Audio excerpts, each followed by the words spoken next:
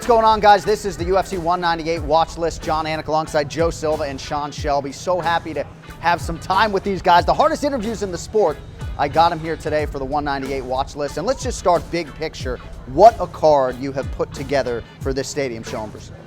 You know, it was very important. They said we're going to do a stadium. We need the best card possible, and that's a lot of pressure on us because you always want to make the best card possible, but who's going to be available, who's not injured, and it just turned out to be a spectacular card. I'm really pleased. All right, so the number one contender, Stipe Miocic, is trying to end this long-time championship drought for Cleveland, Ohio. He takes on Fabricio Werdum. Stylistically, what kind of challenges do you think Stipe presents for the reigning defending champ? You know, Stipe is such a just tough-nosed guy, man. He's workmanlike. He just comes forward. He's got a great chin. He hits hard. He's just a real solid guy all around. Born and raised in Cleveland, the suburbs of... Oh, good right hand by Stipe. And he caught him. Arlovsky's hurt. This could be it. That's it. It's all over. Wow. Just like that. Wow. Stipe Miocic. He's screaming at Dana White, give me my shot. Give me my shot. Give it to me. Wow. He can grapple, he can strike, but he's been in there like his fight with JDS. He showed he's willing to stand in there with the most fearsome strikers. Yeah. Shows no fear. Right. He will do what needs to be done and just grind it out. So yeah, you can never count Stipe Miocic out. Certainly don't have to worry about his cardio over 25 minutes if need be. I want to talk to you about Cyborg. You know, I think I speak for the MMA masses in saying just how excited all of us are to see Cyborg where she belongs in the big show. And Leslie Smith, as game as they come, stepped up for you. So originally the fight, I brought it to Jermaine Durandamy because I thought stylistically, you know, being an amazing, accomplished kickboxer over a long storied career, but she already had a fight. I already gave one to her in her home country, and you know, she said, listen, I'll fight her 5 days later, but I have to fight in front of my mom. I have to fight in front of my family. So, you know, we kept her in that fight.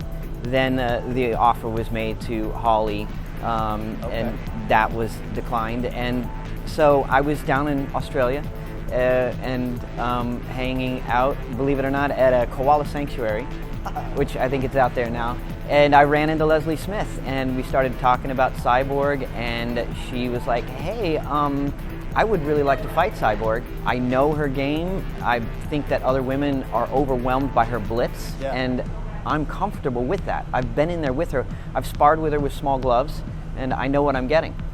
So she was talking me into this, and the more and more I was thinking about it, you know, I want a tough, durable person in there with Cyborg, and Leslie Smith fits the bill. And it's not like there was a lot of people calling Cyborg out. So, you know, Leslie gets it. Man, I've been to Brazil 18 times. I might pay my own way to go for a 19th time for UFC 198 on May 14th. Before we get out of here, I just want to ask about Demian Maia and Matt Brown, because I don't know that the UFC welterweight division, with respect to George St. Pierre, has ever been in better position. I can list 5 guys who I think are potentially worthy of a title shot. One of them is Demian Maia. First, he's got to get through the hard-nosed Matt Brown. Yeah, welterweight and lightweight are the deepest divisions in the sport. And I tell you what, Demian Maia is on a roll. He's a big Brazilian hero. Who's going to want to fight Demian Maia in Brazil? I'm telling you, nobody. We got the toughest guys. Nobody wants to fight this guy in Brazil. Matt Brown was like, oh, hell yeah. He's a guy who relishes a challenge. He's stepped up. He loves this matchup. He knows what it'll do for him rankings-wise, should he win it. So he's going right into the belly of the beast. It's a very difficult fight for him. Demian Maia is just a master ground fighter. Inside the octagon, he's got it. It is all over. Demian Maia, winner by submission. Some of the best jiu-jitsu you will ever see in MMA from that man right there. Brown is got very, very good striking. He's got some tricky grappling as well. Not Demian level, but he's got some nice foot sweeps. He's got some really nice elbows in the clinch. So he's got to try and keep it standing. And every time, it's just always my mantra. Anytime you're fighting a grappler, make him pay for every takedown attempt. Yeah. It's interesting, you know, not a lot of guys lining up to fight Demian Maia in Brazil. You look at a guy, Neil Magny's won 10 of 11, only lost in that span, of course, to Demian Maia in Brazil. All right, we're going to get you out of here on this. John Lineker will be back at UFC 198, and I know the Brazilian fans are excited to see him there at home. Another intriguing matchup style-wise, because not a lot of people know who Rob Font is, but he packs an immense amount of power, especially for that weight class, in both hands.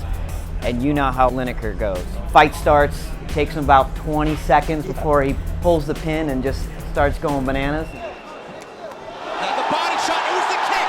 It was the kick to the body, John! That's why Gashimov just dropped! And there's Lineker! And that'll do it! John Lineker, ladies and gentlemen!